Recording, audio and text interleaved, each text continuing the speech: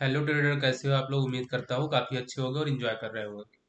ठीक है, तो मैं आज बात करने वाला हूँ बैंक निफ्टी निफ्टी और स्टॉक ऑप्शन मार्केट क्यों बढ़ा, लास्ट में मार्केट इतनी तेजी क्यों आई, शेयर में इतनी तेजी क्यों आई, क्यों मार्केट पूरा का पूरा साइडवेज था, अचानक से मार्केट ऊपर क्यों गया। ठीक है दोस्तों, आप बहुत ही ज़्यादा एंजॉय करने वाले हो। कल का एनालिसिस देख लेना कितना परफेक्ट था। सेम चीज़ें आप देखोगे, यहाँ पे मैंने बताया था डब्लू पैटर्न बना, उसके बाद मार्केट कहाँ जा रहा है, ऊपर नीचे। यहाँ भी देखो मार्केट ने सस्टेन किया, जो आज का मार्केट था, मार्केट ने सस्टेन किया कहाँ से, 45,100 से सस्टेन कर रहा है कहाँ तक, 45,568 तक।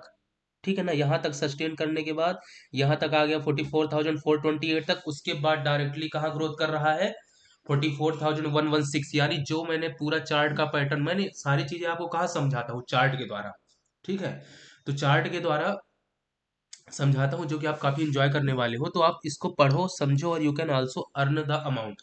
अब दोस्तों, आज मैं बहुत बड़ा आपको ट्रिक बताने वाला हूँ कि मार्केट से कैसे पैसा बनाते हो अथवा कैसे पैसा आप लॉस करते हो। ठीक है, जैसे कि मैंने एक ट्रेड लिया यहाँ पे।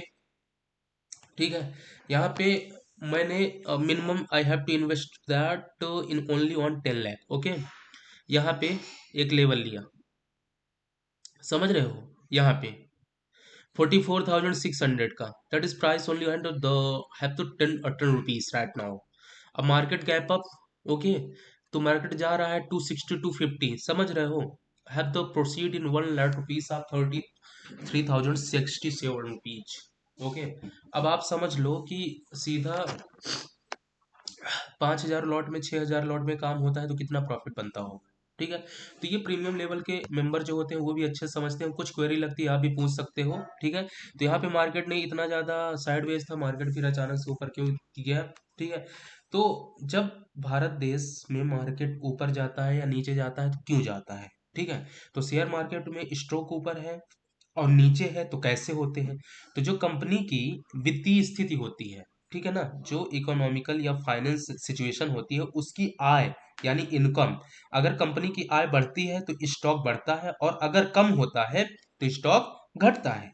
तो अर्थव्यवस्था में उतार चढ़ाव, अर्थव्यवस्था में मंदी के संकेत पर स्टॉक गिरते हैं और इंक्रीज के सिंबल भी देते हैं। जैसे कि इंक्रीज किया, अब हमारा प्री बजट आने वाला है, जैसे कि मैंने थंबनेल में लगा रखा है कि प्री बजट आने वाला है, अब मार्केट सबको देगा पैसा, सब गाओगे राम राम राम, तो मजा आएगा। ठीक है दोस्तों, कल की तरह रुक जाना नहीं तू कभी हार के।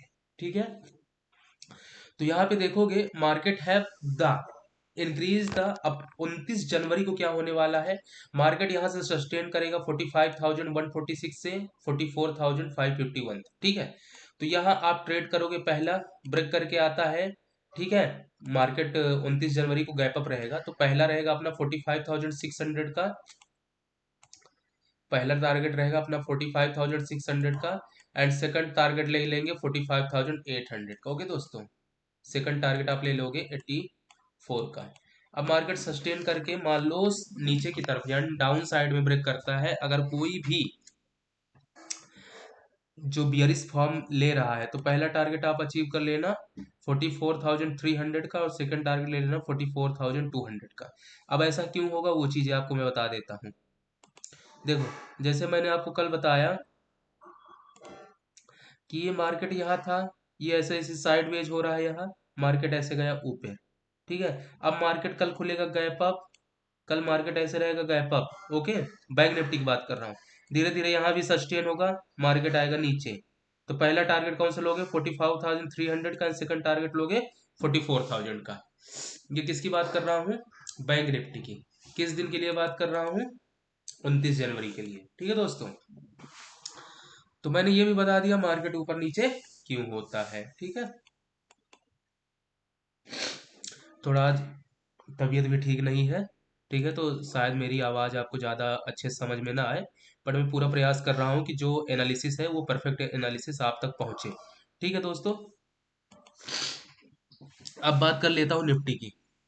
ठीक है ना, अब किसकी बात करता हूँ मैं, निफ्टी की। निफ्टी आज क्लोजिंग दिया 21,403 का। ठीक है, market have also sustain that in last, जो लो था 21,480 का, फिर मार्केट जा रहा है कहाँ, 21,370 का। अब मार्केट 21,249 को सस्टेन करके आल्सो डाउन साइड आता है, तो पहला टारगेट लोगे कौन सा, 21,175 का। सेकंड टारगेट लोगे 21,100 का। ठीक है। अब चूंकि मार्केट ऐसे गया है in the gap up because have the sum procedure of pre budget जो लॉन्च होने वाला है, चूंकि देखो हाँ, बजट जो रहेगा ये फरवरी का, मार्च और अप्रैल ये बजट 2 ही महीने का रहेगा। तो गलती से मत सोचना कि पूरे साल तक का बजट रहेगा।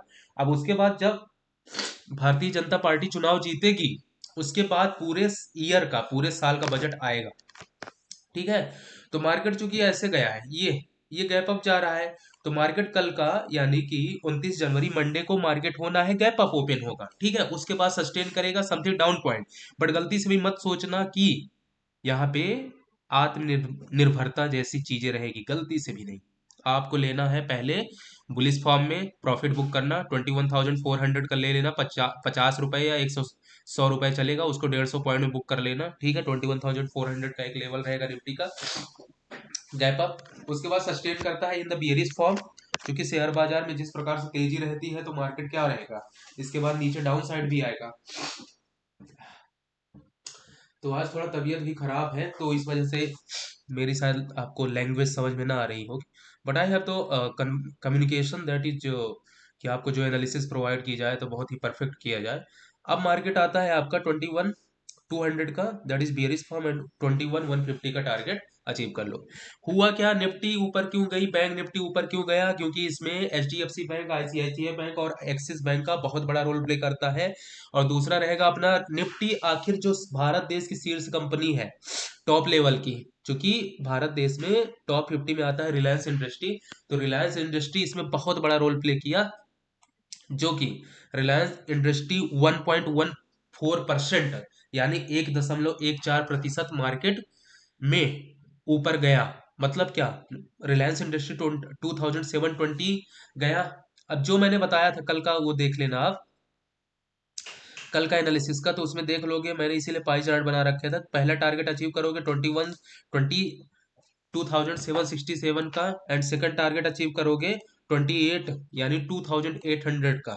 ये रिलायंस का है दोस्तों, यही यही शेयर जो 2700 रुपए में देख रहे हो ना, ये 5000 में जाएगा। ठीक है। तो गलती से इसमें बियरिश फॉर्म में मत बैठ जाना, क्योंकि बजट लॉन्च होने वाला है। जो वित्त मंत्री है निर्मला सीतारमण जी, वो एक हाई लेवल पे बजट पेश करेंगी। ठीक है ना।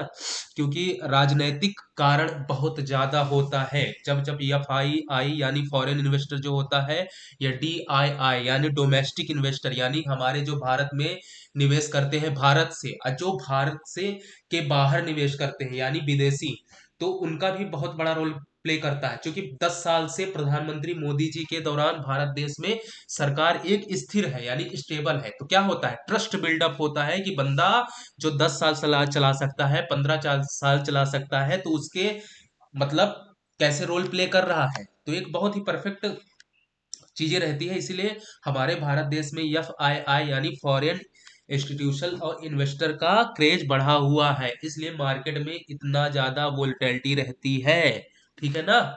तो आप सदैव ही you can also observe that, चीजों को आपको भी विश्लेषण में रखना है,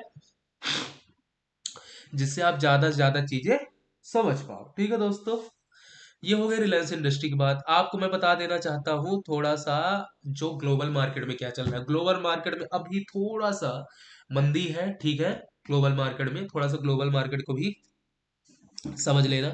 आईसीआईसीआई बैंक के बारे में बता देता हूँ, पूरा डब्ल्यू पैटर्न यहाँ बनाने की कोशिश किया, पहला टारगेट अचीव कर लिया इसने 1015 का, एंड सेकंड टारगेट जो कि बोला था 1019, and third target is 1034, that is called off ICICI bank. कहाँ तक ब्रेक किया दोस्तों, 989 का देखो सपोर्ट बना के यहाँ रखा था। मार्केट सपोर्ट नीचे आने की कोशिश किया, यहाँ देखो डाउन साइड, ये नीचे आने की कोशिश किया, कहाँ तक, 987 तक मार्केट नहीं जा पाया। अब ये पहला यहाँ पे कोशिश किया आने को, एंड सेकंड कोशिश कर रहा है यहाँ से जाने को, यानी कि 1015। ठीक है। That is bullish form. तो you don't trade that with very very carefully, जब भी ट्रेड करो बहुत ही ज्यादा केयरफुली होके करना। ठीक है। जिससे जो अमाउंट बने एक ग्रीन में बने, जो आपकी ग्रोथ होनी चाहिए। ठीक है। ये बात हो गई आईसीआईसीआई बैंक की। कुछ चीजें आपको एचडीएफसी बैंक के बारे में बता देता हूँ, देख लो। एचडीएफसी बैंक -1.44% था, बैंक निफ्टी जो नीचे था या साइडवेज था उसमें भी एचडीएफसी का रोल बहुत बड़ा प्ले करता है, बहुत बड़ा ही रोल है। लेकिन अब चूंकि एचडीएफसी के बारे में मैंने कल भी बताया था और आज भी बता देता हूँ, तो एचडीएफसी बैंक का जो है 52%, 52% एफआईआई के पास है। जो इससे पिछले वक्तव्य में मैं शेयर बाजार के बारे में बात कर चुका हूं कि फॉरेन इन्वेस्टर का बहुत बड़ा रोल है। सोचो, इंश्योरेंस कंपनी के पास 9% है, समझ रहे हो ना, 52% कितना होता है? 48% मतलब किसी और व्यक्ति के पास है, 52% किसी और के पास है। तो उन्होंने यहाँ पे सेलिंग की, इन्होंने यहाँ पे सेलिंग की, इसी वजह से -1.44% जो है एचडीएफसी बैंक गिरा। बट लास्ट में उठने की कोशिश की है, इसीलिए एचडीएफ बैंक यानी द ग्रुप ऑफ बैंक जो बैंकों का समूह है उसमें भी थोड़ा सा बुलिश फॉर्म आने की प्रयास हुआ। बहरहाल दोस्तों, ये गिरा था पहले, दरअसल आपको रियलिटी बताऊं 3% के करीब गिरा था, फिर इसने रिकवरी ली कम से कम 1.14% तक, उसके बाद जो है ये आपके सामने है। तो एचडीएफसी में पहला टारगेट आप क्या रखोगे? एचडीएफसी में पहला टारगेट दोस्तों रखोगे 1456 का, एंड सेकंड टारगेट आप रखोगे 1000 1072 का, 1472 का। In the bearish form market अगर सस्टेन करके ब्रेक करता है 1420 का, तो पहला टारगेट रहेगा 1410 का एंड सेकंड टारगेट रहेगा 1400 का। दोस्तों यही से वार्तालाप को समाप्त करता हूं। किसी को लगता है हैव यू एनी पर्सन या कोई ट्रेडर या कोई इन्वेस्टर है, also you can share the video, आप वीडियो को शेयर कर सकते हैं, और ज्यादा से ज्यादा you can like the video and also subscribe the video. अभी मार्केट हब को आपको सब्सक्राइब कर लेना है, जिससे आपको टाइम टू टाइम वीडियो मिलती रहे। अगर आपको ये वीडियो पसंद आती हो तो वीडियो को आप लाइक कर लेना। थैंक यू सो मच, बहुत बहुत धन्यवाद अपना कीमती समय देने के लिए दोस्तों।